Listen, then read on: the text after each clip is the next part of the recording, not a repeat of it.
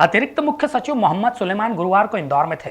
इस दौरान मीडिया से चर्चा करते हुए उन्होंने कहा कि फीवर क्लिनिक में टेस्टिंग पर विशेष जोर दिया जाएगा।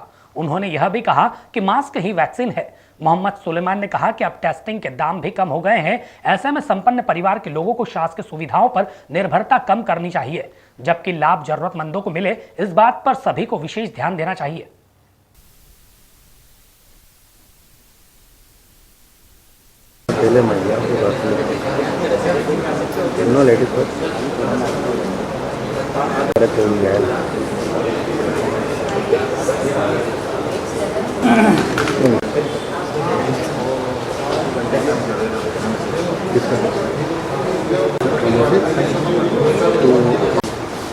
इंदौर में आज मैं यहाँ के जो हॉस्पिटल्स में सीनियर डॉक्टर्स कोविड के इलाज में लगे हुए थे, उनसे मैंने भी बातचीत करी है।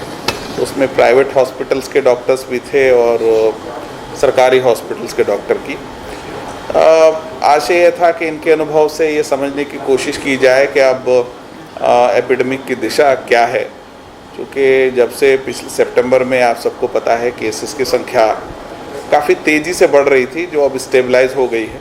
मध्य प्रदेश के पॉइंट ऑफ व्यू से अगर मैं कहूँ तो हम लोग लगभग 2600 केसेस पर डे तक पहुँच गए थे, जो वापस 2000 के आसपास आया है।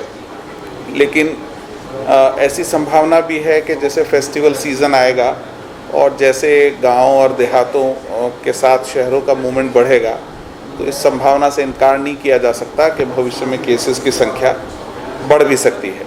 सो मैं डॉक्टर्स कम्युनिटी से समझने की कोशिश कर रहा था कि उनका पर्सपेक्टिव इस विषय में क्या है, चूँकि वो लोग केसेस से सीधे डील कर रहे हैं। 2-3 बातें यहाँ के डॉक्टर से बातचीत करने में मुझे समझ में आई। पहली बात, इन लोग का ऐसा कहना है कि अगर केसेस की संख्या बढ़ती भी है तो हमको होम आइसोलेशन को फर्दर प्रमोट करना चाहिए, क्योंकि बहुत सारे लोगों को अस्पताल के बेड की आवश्यकता नहीं है और अगर वो होम आइसोलेशन में रहेंगे तो वहाँ रहने से उनको ज़्यादा लाभ होगा। दूसरा, डॉक्टर्स ने टेलीमेडिसिन को बढ़ावा देने की बात भी कही कि हम टेलीमेडिसिन के माध्यम से लोगों को फैसिलिटेट कर सकते हैं।